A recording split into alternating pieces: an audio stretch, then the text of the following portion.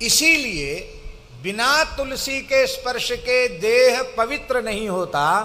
इसलिए जो तुलसी अपने कंठ में धारण नहीं करते उनको देव पूजा का अधिकार नहीं है, उनको पितरों के श्राद्ध का अधिकार नहीं है, उनको भगवान की सेवा का अधिकार नहीं है। क्योंकि वे चाहे जितने पवित्र हो जाएं, बिना तुलसी की पवित्रता तो आएगी ही नहीं, तुलसी के धारण करने से ही पवित्रता आवेगी। इसलिए प्रत्येक आस्तिक मनुष्य को श्रद्धा पूर्वक अपने कंठ में तुलसी धारण करनी ही चाहिए। भले ही वह वैष्णव संप्रदाय से दीक्षित न हो तो भी भगवान को निवेदित करके तुलसी अपने कंठ में धारण करनी चाहिए। हाँ, ये बात अवश्य है कि तुलसी धारण करने के बाद तुलसी की मर्यादा जरूर रखनी चाहिए। मर्यादा क्या? जो वस्तु भगवान को भोग नहीं लग सकती है उस वस्तु को हम आहार के रूप में न लें। जो खाने पीने की जो वस्तुएं निषिद्ध हैं उन वस्तुओं को हम अपने आहार के रूप में न लें। ये तो बहुत अच्छी बात है। हम अपवित्र आहार से विहार से बचेंगे तो हमारा अंतःकरण भी पवित्र होगा और हमारा जीवन भी स्वस्थ होगा। स्वस्थ जीवन जीने का ये साधन है। तुलसी की मर्यादा रखनी चाहिए। बंगाल में हमने देखा, कलकत्ते में, कि वो स्नान करके जैसे भजन में बैठे वो तुलसी पहन ली उन्होंने। सच्ची बात बता रहे हैं भैया जी।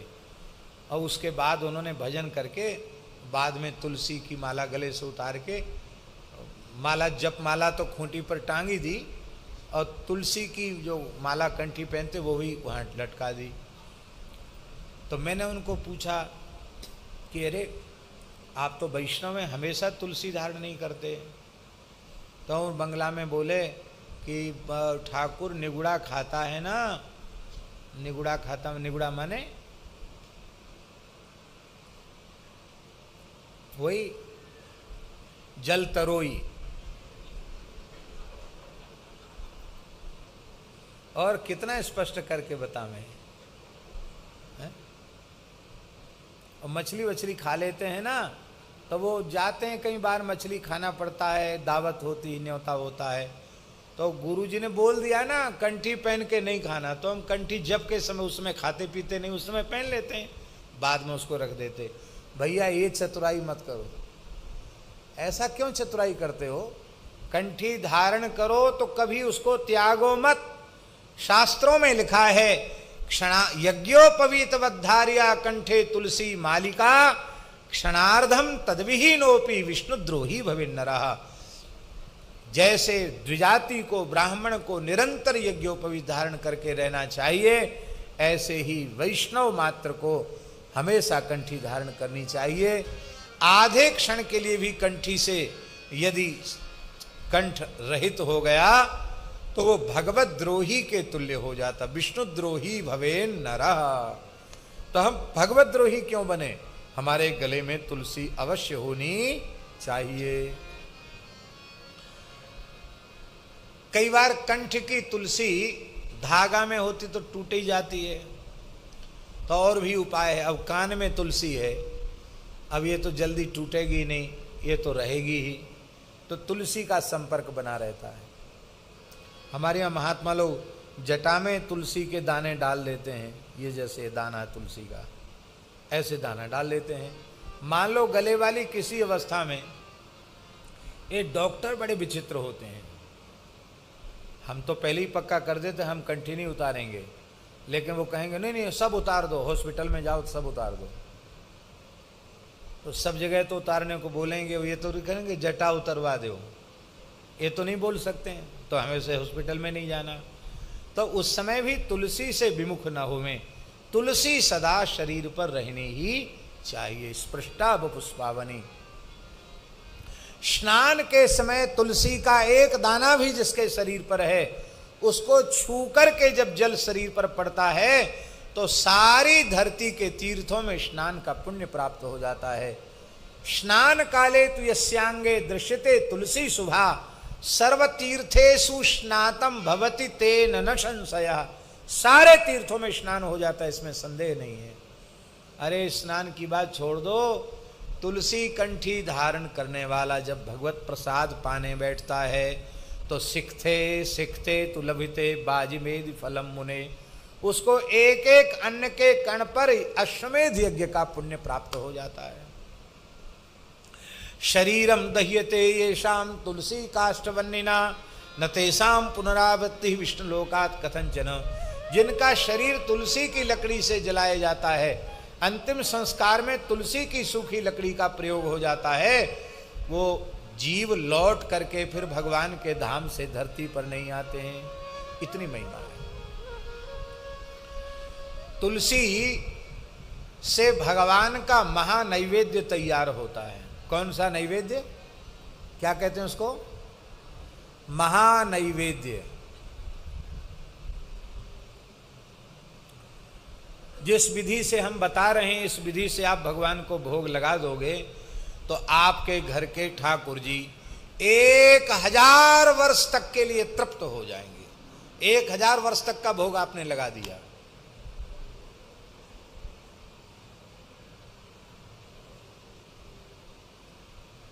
हम लोग क्या करें, कभी बाल भोग में चूक हो जाती, कभी राजभोग में, कभी ठाकुर जी के उत्थापन भोग में, कभी व्यारू में। तो कोई चूक ना हो, सारे दोषों का परिहार इस महानैवेद्य के अर्पण से हो जाता है। इसकी विधि है। भूमि को, स्थल को अत्यंत पवित्र करके, गाय के गोबर से लीप करके और चूल्हा चेता करके, अच्छा हो कि यज्ञीय अग्नि मिल जाए, यज्ञ की अग्नि मिल जाए तो अच्छा है। उस अग्नि से ही चूल्हे को चैतन्य करें और फिर संपूर्ण रसोई भगवान की तुलसी की सूखी लकड़ी से ही बनावे। संपूर्ण रसोई तुलसी की लकड़ी से बनावे, बड़ी पवित्रता से। और बनाने के बाद फिर ठाकुर जी को भोग अर्पित करें, नैवेद्य अर्पित करें और फिर भगवान को प्रेम से जिमावे तो 1 सहस्त्र वर्ष के लिए भगवान की तृप्ति हो जाती है। कितनी अच्छी! भगवान तो तृप्त ही है, माने वो 1000 वर्ष तक आप अष्टयाम में जो भोग लगाओगे, उतने भोग से जितने राजी होंगे, उतना एक बार के भोग से राजी हो जाते हैं, प्रसन्न हो जाते हैं। एक बार हम गीता वाटिका गए गोरखपुर, तो वहाँ बगीचा से तुलसी पुरानी सूखी रखी थी, बहुत तुलसी थी और नए नई पौध लगाई थी। हमने वहाँ पूछा कि तुलसी का उपयोग क्या है? अरे बोले इनको नदी में विसर्जन कर देंगे। तो मतलब किसी के काम की तो नहीं है? बोले किसी काम की नहीं। तो हमने कहा हम उपयोग कर सकते हैं? बोले हाँ करो। तो यज्ञ में, नित्य आहुति में तुलसी का, हवन में बहुत महत्व है तुलसी का, वो तो है ही है। तो हमने कहा कि अच्छा अवसर है, यहाँ बनाना चाहिए। तो मिट्टी का सुंदर कोरा मटका मंगा करके और सुंदर देसी गाय का दूध मंगाया गया और तुलसी की लकड़ी से ही खीर तैयार हुई। श्री राम जय राम जय जय राम। और ये हमारे साथ जितने लोग हैं सबको कहा गया कि महामंत्र का उच्चारण करते हुए चावल बीनना है। महामंत्र एक पूरा हो जाए, 16 नाम, तब एक चावल रखना है। अब सब चावल बीनने में लग गए और बस हरिनाम, बीच में किसी को कुछ बोलना नहीं है। हरिनाम लेते हुए खीर बनी, ठाकुर जी को भोग लगा और भोग लगने के बाद जो पाया, आहा क्या कहें, गिरा अनयन नयन बिनवानी। अब हम बोल ही नहीं सकते हैं, अनिर्वचनीय दिव्य स्वाद। ऐसा लगा कि ठाकुर जी के अधर सुधारस का स्वाद उसमें है। और हमने तो पूरा कटोरा भर के खीर ही लिया और कुछ दूसरी चीज ली नहीं। ऐसा नशा छा गया भगवत कृपा का, भगवत प्रेम का, क्या कहना। आप लोग चाहें तो भगवान को इस प्रकार से बड़ी पवित्रता से नैवेद्य भी अर्पित कर सकते हैं। श्रीमन महाप्रभु जी ने विष्णु प्रिया जी को जो उपदेश किया है, उसमें भी एक एक चावल का कण और उसी से नैवेद्य तैयार करके ठाकुर जी को भोग धराने की बात कही है। उनके चरित्र में और लीला में भी देखने को प्राप्त होता है। बोलो भक्तवत्सल भगवान की जय। स्पृष्टा बपुष्पावनी रोगाणाम अभिवंदिता निरसनी। जो तुलसी को नित्य प्रणाम करते हैं, साष्टांग प्रणाम करते हैं। माताओं को पंचांग प्रणाम और पुरुषों को साष्टांग प्रणाम करना चाहिए। श्रद्धा पूर्वक तुलसी को जो प्रणाम करते हैं उनके शरीर में कभी भयंकर रोग उत्पन्न नहीं होते हैं। सिक्तांत कत्रासनी, जो तुलसी में नित्य श्रद्धा पूर्वक जल सींचते हैं तो यमराज को भय हो जाता है। यमराज कहते चित्रगुप्त, कहाँ हजूर? हाँ सरकार। बोले इसका खाता फाड़ के फेंक दो। क्यों? अरे बोले बड़ा पापी आदमी है, कई जन्मों का पापी है। आप कहते खाता फाड़, हाँ खाता फाड़ के फेंको इसका। क्यों? बोले अब इसने तुलसी की भक्ति आरंभ कर दी है, अब ये तुलसी जी में रोज जल चढ़ाता है। जो तुलसी जी में रोज जल चढ़ाता उसको जमलोक नहीं जाना पड़ता। तो सिक्तांत कत्रासनी। और जिसने तुलसी का पौधा लगा दिया मानो उसने अपने हृदय में भक्ति का बीज बो दिया, भक्ति का पौधा लगा दिया है। और जो भगवान के प्रत्याशक्ति विधायिनी भगवत कृष्णस्य संरोपिता न्यस्ता तच्चरणे विमुक्ति फलदा तस्यै तुलस्यै नमः। और जो भगवान के चरणों में तुलसी अर्पित कर देता है तो विमुक्ति फलदा, वो संसार चक्र से छूट जाता है। ऐसी तुलसी महारानी की जय हो। और इस समय पुरुषोत्तम मास चल रहा है, इस समय तुलसी का बड़ा महत्व है। दीपदान का महत्व, कार्तिक मास में दीपदान, बहुत ध्यान से सुन लो भैया, कार्तिक मास में जो दीपदान का महत्व है उससे 1000 गुना अधिक महत्व है पुरुषोत्तम मास में दीपदान का। अब हम रोज कहना भूल जाते हैं, अब जितने दिन बचे हैं सब लोग दीपदान जरूर किया करो। तुलसी की सूखी लकड़ी को घी में डुबा करके, हो सके तो थोड़ी रुई लगा लो तो जिसमें जल्दी चैतन्य हो जाएगी। और वेद लक्षणा गाय के घी से भगवान के सामने दीपदान करो, यमुना जी पे, पीपल के नीचे, और जहाँ देवालयों में जहाँ चाहें आप वहाँ दीपदान करें। बहुत बड़ी महिमा है तुलसी से दीपदान की का इस पुरुषोत्तम मास में। आज हमारे स्थान के एक संत बोल रहे थे कि आपने एक बार पुरुषोत्तम मास की थोड़ी बात बताई थी, इस बार तो आप भूल ही गए पुरुषोत्तम मास की बात बताना। तो कम से कम आप कुछ बता देते तो लोग सावधान होकर कुछ न कुछ कर लेते, लोगों को लाभ मिल जाता। अब नाम महाराज की चर्चा के आगे दूसरा कुछ सुहाता ही नहीं, क्या करें। और दूसरी बात यह है कि दूसरी तरफ चले जाएंगे तो दूसरी तरफ चले जाएंगे, तो कम से कम नाम वंदना हो जाए और उसके बाद कहीं अवसर मिलेगा तो हम पुरुषोत्तम मास की भी बात थोड़ी सी बताएंगे जरूर, जिससे कि लोगों को लाभ मिल जाए। एक भाव हमारे मन में है, हमने आचार्य योगेंद्र जी से तो कहा था लेकिन और हम दूसरे से चर्चा नहीं कर सके। वो भाव मन में ये है कि यह एक श्री मलुक पीठ पूरी धरती का एकमात्र ऐसा स्थान है जहाँ लगभग 1.5 लाख शालिग्राम जी, वैसे हम 1.25 लाख ही बोलते हैं लेकिन पूरी संख्या में 1.5 लाख के करीब शालिग्राम भगवान यहाँ विराजमान है। इतनी बड़ी संख्या में इतने शालिग्राम जी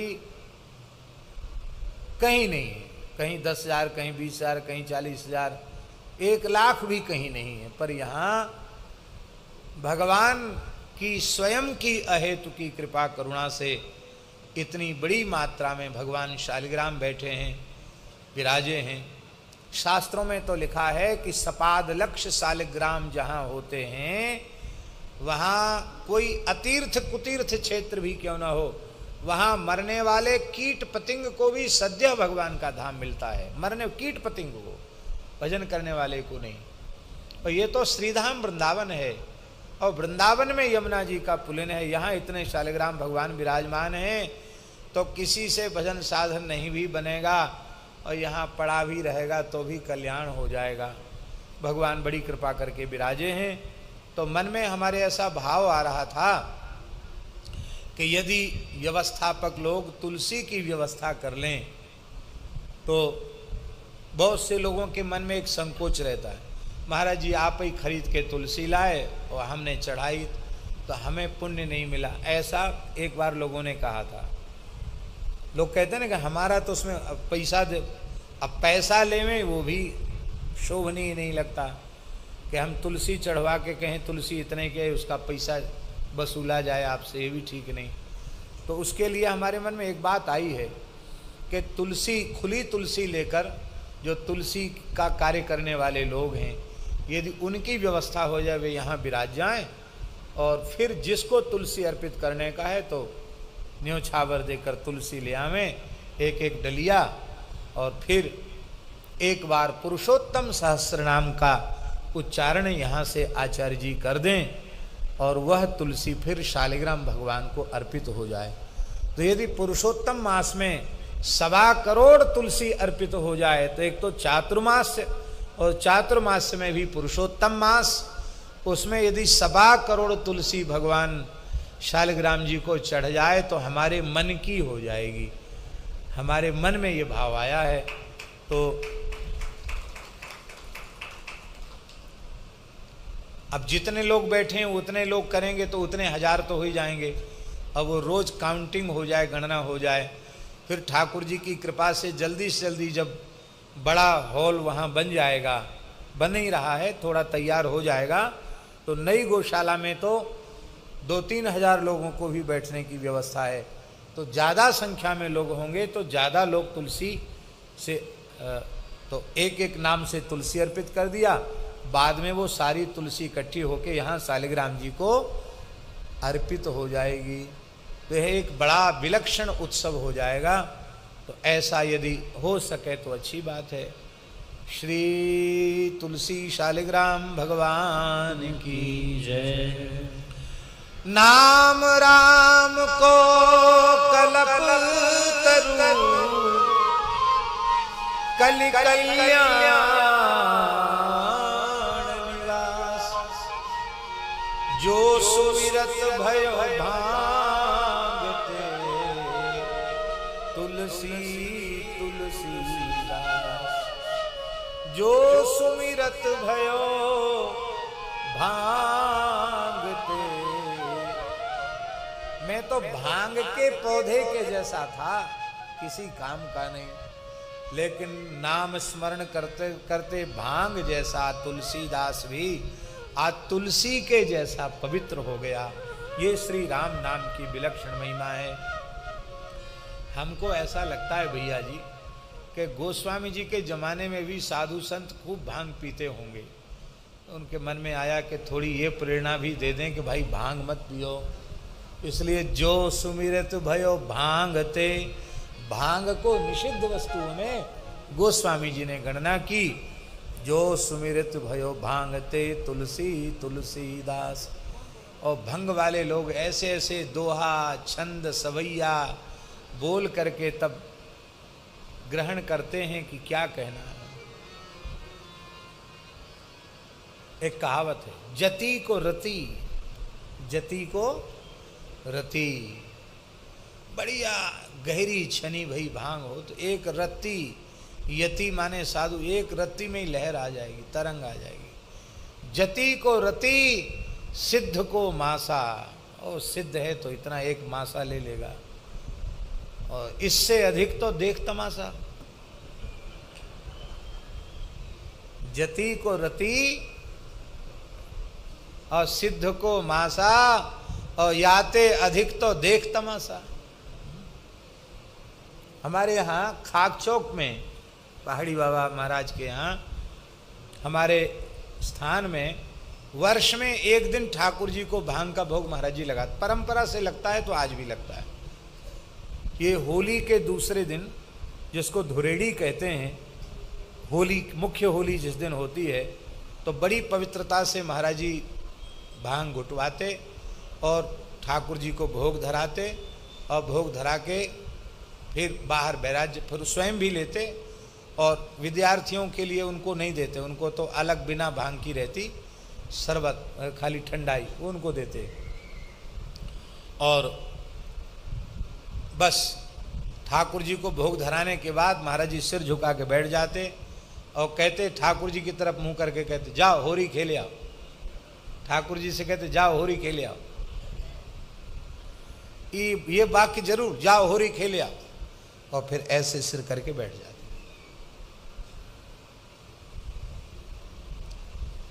तो एक कलकत्ता के हाई कोर्ट के बड़े बैरिस्टर थे, बड़े वकील थे, गोपाल बाबू नाम था, बंगाली थे, और लंदन से बैरिस्टरी की थी, पुराने ज़माने की बात है। स्वतंत्र भारत में भी वे बड़े, बहुत बड़े वकील थे कलकत्ता के गोपाल बाबू। तो सिद्धि कहते बंगाली, सिद्धि, एटू सिद्धि, मैंने थोड़ी भांग हमको भी दो। महाराज जी को, महाराज बोले अरे भाई आप पढ़े लिखे हो, ज़्यादा सहने बहुत गहरी है छनी भाई। अरे नहीं बा एटू प्रसाद देवेन, थोड़ा सा दे, थोड़ा अच्छी लगी, स्वादिष्ट रबड़ी में बनी थी, उन्होंने ले लिया। लेने के बाद जैसी तरंग आई तो तुरंत जाके उन्होंने स्नान किया और अपना बैरिस्टरी वाला पूरा कपड़ा पहना और अपने एक छोटा सा सूटकेस लिया और फॉरवर्ड अंग्रेजी बोले, कभी बंगला बोले कभी अंग्रेजी धूमे। महाराज बोले क्या हो गया गोपाल बाबू? तो बोले कि प्लेन आने का समय हो गया है और हमको जाना है बहुत ज़रूरी, और हमारा वहाँ हमको जज के साथ जिरह करना है। तो महाराज जी ने कहा ये तो वृंदावन है, यहाँ हवाई जहाज है ही नहीं, यहाँ कहाँ हवाई जहाज है? तो ऊपर चील उड़ रही थी। तो बोले रे बाबा देख रहे कितना जहाज घूम रहा है आकाश में, अब उतरने वाला है। तो एयरपोर्ट कहाँ है? तो छत के ऊपर। उन्होंने कहा ये एयरपोर्ट है, बस अभी जाएंगे हम, बैठेंगे उसमें जहाज में। महाराज जी बोले गोपाल बाबू को कमरे में बंद कर दो बाहर से, कहीं छत से कूद न पड़े ये। तो भैया याते अधिक तो देख तमाशा, इसलिए जो सुमिरत भयो भांगते तुलसी तुलसीदास। हाँ हाँ फ्रेंड राधे राधे, हर हर महादेव। तो कैसे आप सब? आई होप आप सब अच्छे होंगे। तो भक्तों आपके मेरे चैनल डिस्कवरी ऑफ धर्म में स्वागत है। तो भक्तों हम जानेंगे कि तुलसी माला पहनने के नियम क्या हैं, इसको किस प्रकार कैसे कब पहनना चाहिए। तो कहते हैं कि जब तुलसी की माला पहनने के कुछ नियम हैं जिनका पालन करना आवश्यक है। सबसे पहले माला पहनने से पहले स्नान करके शुद्ध होना चाहिए। इसके बाद भगवान विष्णु के मंत्रों का जाप करते हुए माला को धारण करना चाहिए। माला धारण करते समय मांसाहार, शराब और धूम्रपान से दूर रहना चाहिए। तुलसी माला पहनने से स्नान करके खुद को शुद्ध करें। माला पहनने से पहले भगवान विष्णु के मंत्रों का जप करें, जैसे ओम नमो भगवते वासुदेवा। तुलसी माला पहनने वाले व्यक्ति को मांसाहार, शराब और धूम्रपान से दूर रहना चाहिए। तुलसी माला को अशुद्ध स्थानों पर नहीं पहनना चाहिए। विवाहित महिलाओं को सोते समय तुलसी माला उतार देनी चाहिए। यदि माला टूट जाए तो उसे नदी में प्रवाहित कर देना चाहिए। तुलसी माला को नियमित रूप से साफ करना चाहिए। तुलसी माला को पवित्रता के साथ धारण करना चाहिए। तुलसी माला पहनने के लिए गुरुवार का दिन शुभ माना जाता है। तुलसी माला को अनावश्यक रूप से नहीं छूना चाहिए। तुलसी माला को हमेशा पवित्र स्थान पर रखना चाहिए। इन नियमों का पालन करके तुलसी माला पहनने से व्यक्ति को सकारात्मक ऊर्जा प्राप्त होती है और आध्यात्मिक लाभ भी मिलता है। तो चलिए जानते हैं कि तुलसी माला पहनने से और क्या क्या लाभ हो सकते हैं। तुलसी माला पहनने से मन शांत रहता है और तनाव कम होता है। यह माला ध्यान और साधना में सहायता होती है। तुलसी माला सकारात्मक ऊर्जा का संचार है और नकारात्मकता को दूर करती है। यह माला बुध और शुक्र जैसे ग्रहों को मजबूत करती है। तुलसी माला पहनने के बाद क्या नहीं करना चाहिए। तुलसी का पौधा हिंदू धर्म में इस पौधे सबसे पवित्र माना जाता है। तुलसी की माला अक्सर लोग इस माला को धारण करते हैं। माँ लक्ष्मी का वास होता है। मांसाहारी भोजन न करें। लहसुन प्याज खाने से बचें। न पहनने रुद्राक्ष की माला। झूठ न बोले। तुलसी की माला धारण करने का समय गुरुवार का दिन सबसे अच्छा होता है। तो भक्तों कैसी लगी आपको आज की ये कथा? कमेंट बॉक्स में ज़रूर बताएं और ऐसी ही कथाएं सुनने के लिए हमारे चैनल डिस्कवरी ऑफ धर्म को सब्सक्राइब जरूर कीजिएगा। मिलते हैं एक अगली नई कथा के साथ। राधे राधे, हर हर महादेव।